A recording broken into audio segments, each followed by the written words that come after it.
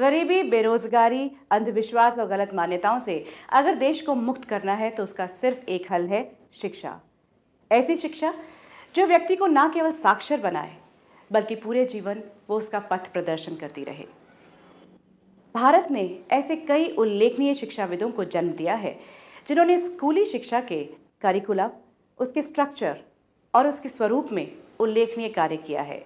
उनमें से एक नाम जो उभर कर आता है वो है प्रोफेसर जे.एस. राजपूत, जो शुरू में कॉलेज में साइंस के लेक्चरर थे, लेकिन स्कूली शिक्षा के महत्व को ध्यान में रखते हुए उन्होंने निर्णय लिया कि वे इसी में कार्य करेंगे। जो इस समय देश के सर्वोच्च स्कूली शिक्षा संस्थान एनसीईआरटी के अध्यक्ष हैं, प्रोफेसर राजपूत ने इस संस्थान की कार्यशैली और स्वरूप में क्रांतिकारी परिवर्तनों की शुरुआत की है। आज के हमारे प्रेरणा स्रोत हैं प्रोफेसर जे.एस. राजपूत। हमने देखे स्कूलों में पढ़ते बच्चे, हंसते बच्चे, गाते बच्चे, फूलों से लहराते बच्चे। कहाँ गए हैं बाकी बच्चे? भारत के भविष्य के बच्चे, सड़कों पर जो सोते बच्चे, दर दर मारे फिरते बच्चे, खेतों खलिहानों के बच्चे, वो कालीन बनाते बच्चे, बीड़ी के पत्तों को चुनते नन्हे नन्हे कितने बच्चे। कहाँ गए हैं? इनके कपड़े, खेल खिलौने, संगी साथी, घोड़े हाथी, उन परियों की कथा कहानी, किसने यह सब छीन लिया है? इनको वापस दे दें, इनकी हंसी खुशी लौटा दें, खेल खिलौने इन्हें लुटा दें, इन नन्हे नन्हे हाथों में शिक्षा का दीपक पकड़ा दें। अभावग्रस्त और शिक्षा से वंचित लाखों करोड़ों बच्चों का दर्द महसूस करते हुए वैज्ञानिक और बनारस हिंदू यूनिवर्सिटी से जुड़े प्राध्यापक प्रोफेसर राजपूत ने निर्णय लिया शिक्षा, और वो भी स्कूली शिक्षा के क्षेत्र में आने का। उत्तर प्रदेश के एक छोटे से कस्बे हरदोई में जन्मे जगमोहन सिंह ने सन 1975 में शुरुआत की शिक्षा के क्षेत्र में शोध करने की। विज्ञान, इंजीनियरिंग और स्कूली शिक्षा के क्षेत्र में प्रोफेसर राजपूत का योगदान सराहनीय है। बतौर निदेशक एनसीईआरटी वो महसूस करते हैं कि भारत में स्कूली शिक्षा के लिए आज सबसे बड़ी चुनौती है ड्रॉप आउट रेट को कम करना। हमारे देश में सबसे पहले जो आवश्यकताएं थी होती बच्चों को स्कूल में लाने की, उन्हें स्कूल में बनाए रखने की और उनकी उपलब्धियों का स्तर बढ़ाने की। इस दिशा में एनसीईआरटी पिछले 42 वर्षों से काम कर रही है और इसके लिए हमने शोध किए, हमने सर्वेक्षण किए। बच्चे स्कूल क्यों नहीं आते हैं, लड़कियां स्कूल क्यों नहीं आती हैं, और उसके लिए भारत सरकार की शिक्षा नीतियों में, राज्य सरकार की शिक्षा नीतियों में क्या परिवर्तन होने चाहिए, ये एनसीईआरटी ने अपने अध्ययनों के आधार पर उचित स्थानों पर इस बात को पहुंचाया है। शिक्षा के क्षेत्र में जिस एक परिवर्तन की सख्त जरूरत है वो है परीक्षा प्रणाली में सुधार। रटकर इम्तिहान दे देना और अच्छे अंक प्राप्त कर लेना इस बात का सबूत नहीं है कि विद्यार्थी में बहुत योग्यता है। जरूरत है विद्यार्थी को जागरूक और ज्ञानशील बनाने की। हमारी परीक्षा प्रणाली हमारे बच्चों के साथ अन्याय करती है, इसे बदलना आवश्यक है। पिछले 3 वर्षों से हम लगातार देश भर में जा जाकर इसकी कोशिश कर रहे हैं, लोगों को तैयार कर रहे हैं, उसमें उनको समझ बढ़ाने का प्रयास कर रहे हैं, क्योंकि अंकों के आने से ये जो दौड़ है कि मेरे 91 नंबर हैं इसलिए मैं 90 वाले से श्रेष्ठ हूँ, ये बंद होनी चाहिए। और इसके बंद होने से बहुत सी और चीज़ें भी होंगी जो बच्चों के हित में होंगी। नर्सरी से लेकर और 12वीं कक्षा तक के विद्यार्थियों के लिए एनसीईआरटी तमाम विषयों पर सैकड़ों पुस्तकें हर वर्ष प्रकाशित करता है। इन पुस्तकों की गुणवत्ता जांचने के लिए सुप्रसिद्ध विषय विशेषज्ञों को आमंत्रित किया जाता है। हालांकि आलोचक इन पुस्तकों में कई कमियां और त्रुटियां भी ढूंढ निकालते हैं। आज अगर आप जाएं और एनसीईआरटी में देखें इस भवन में, तो कम से कम 10-12 वर्कशॉप सेमिनार्स हो रहे हैं। किसी में टाटा इंस्टीट्यूट से या किसी बड़े अन्य संस्थान से अध्यापक साइंटिस्ट यहाँ पर आए हुए हैं, कहीं प्राइमरी टीचर्स आए होंगे, कोई त्रिपुरा से आया होगा, कोई त्रिवेंद्रम से आया होगा, कोई अहमदाबाद से आया होगा। ये प्रक्रिया यहाँ लगातार चलती है। प्रशिक्षण के कार्यक्रम होते हैं, पुस्तक बनाने के होते हैं। इन अध्यापकों से हमारे जो साथी अध्यापक हैं वे जानते हैं, प्रयास करते हैं कि बच्चे क्या चाहते हैं, बच्चों को कहाँ कठिनाइयाँ। इसके अतिरिक्त एनसीईआरटी अपनी पुस्तकें हर वर्ष रिप्रिंट करती है। प्रतिवर्ष हम अपनी हर किताब दोबारा छापते हैं। उसका कारण बहुत महत्वपूर्ण है। साल भर हमें बच्चों से सुझाव मिलते हैं, अध्यापकों से सुझाव मिलते हैं, माता पिता से मिलते हैं और हम उसका विश्लेषण करते हैं। जो भी उचित और उपयोगी होता है उसे हम तुरंत शामिल करते हैं। मेरे पास एक पत्र आया था कुछ दिन पहले, लगभग 2 वर्ष पहले। एक कक्षा 5 के विद्यार्थी ने लिखा कि मैं अपने भाई को कक्षा 3 की पुस्तक पढ़ा रहा था। पुस्तक में एक चित्र है जिसके नीचे लिखा है किसान हल जोत रहा है, लेकिन किसान उस पुस्तक में हल जोत नहीं रहा है, किसान हल कंधे पर रखे हुए। मैंने वो पुस्तक मंगाई और मैंने उस बच्चे को तुरंत पत्र लिखा कि अगले वर्ष जब हम किताब छापेंगे तो उसमें चित्र के नीचे लिखेंगे किसान हल जोतने जा रहा है। जब हम कोई नई किताब बनाते हैं उसका हम बाद में अध्ययन करते हैं।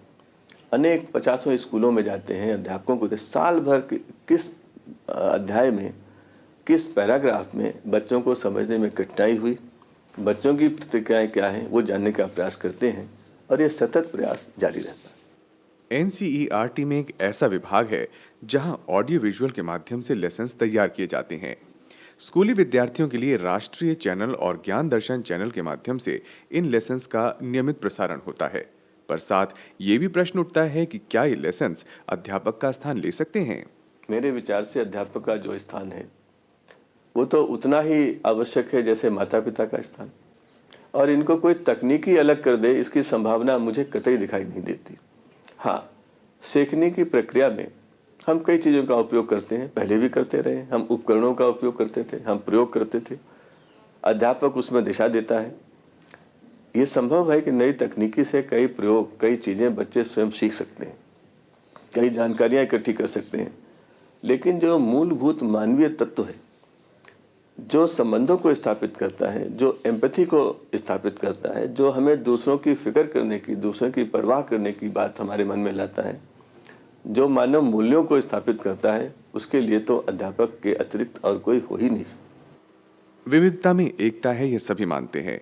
मूल्यों का ह्रास हो रहा है, आज सभी इस बात की शिकायत करते हैं।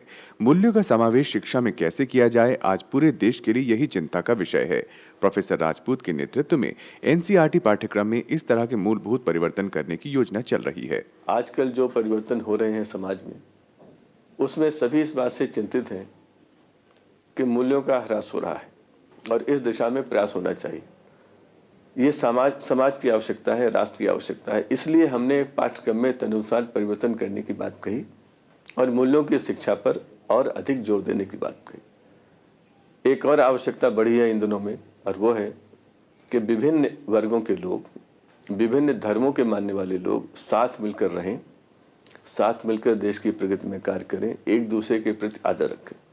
रिस्पेक्ट फॉर डाइवर्सिटी, इसके दिशा में हमने प्रयास किया और हमने ये कहा कि सभी बच्चों को सभी धर्मों की मूलभूत तत्वों की जानकारी होनी चाहिए और इस जानकारी होने पर हर बच्चा दूसरे धर्म के बच्चों का सम्मान करेगा, दूसरे धर्म का सम्मान करेगा। स्कूली शिक्षा के स्वरूप में क्रांतिकारी परिवर्तनों की आवश्यकता है, इस बात से सभी विशेषज्ञ सहमत हैं।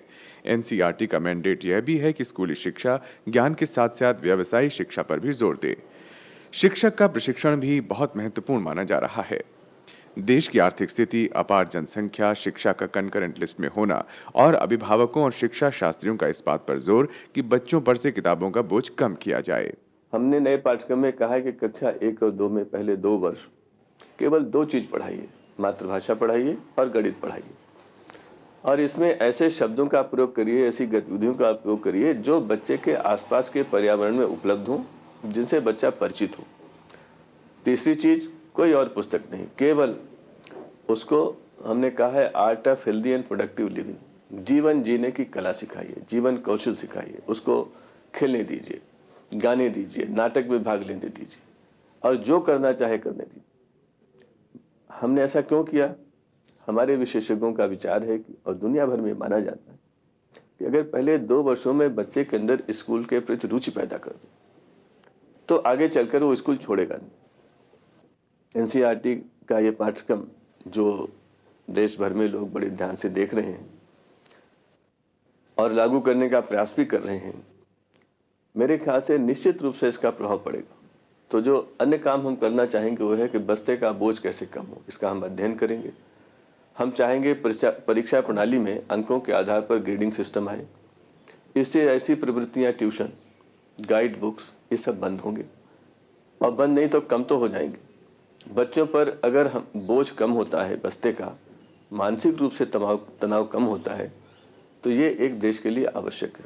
विद्यार्थी की नींव पड़ती है स्कूल से, जहां शिक्षक बहुत महत्वपूर्ण भूमिका निभाता है।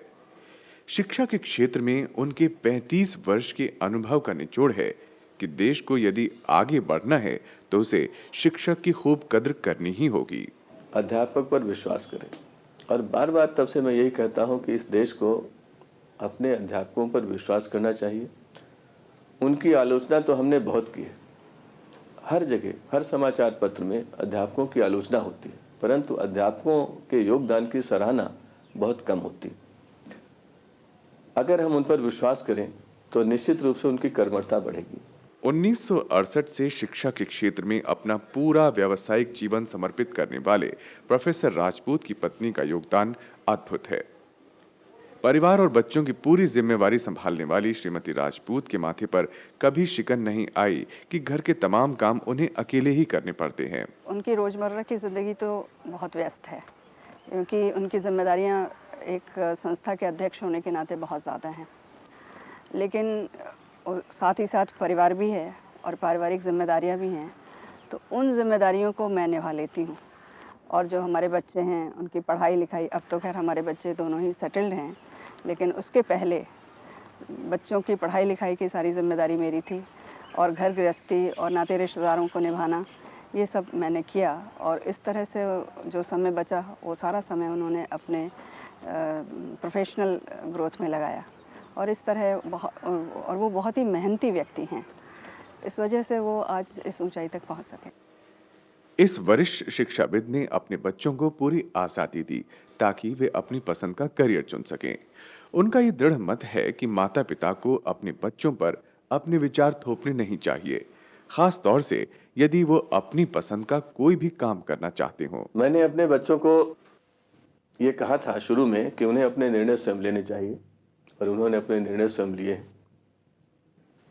मेरी लड़की ने जर्नलिज्म में कोर्स किया, हिस्ट्री में एमए किया, और वो यूजीसी में पब्लिकेशन ऑफिसर हैं, जीवन में व्यवस्थित हैं। मेरे बेटे ने इंजीनियरिंग की, एमबीए किया, और वो आईसीआईसीआई में मैनेजर हैं। अपने ढंग से दोनों ही ने अपनी दिशा चुनी। मैंने केवल एक फैसिलिटेटर का काम किया, और मैं समझता हूँ माता पिता को ऐसा ही करना चाहिए, अपनी इच्छाएं थोपने का प्रयास नहीं करना चाहिए।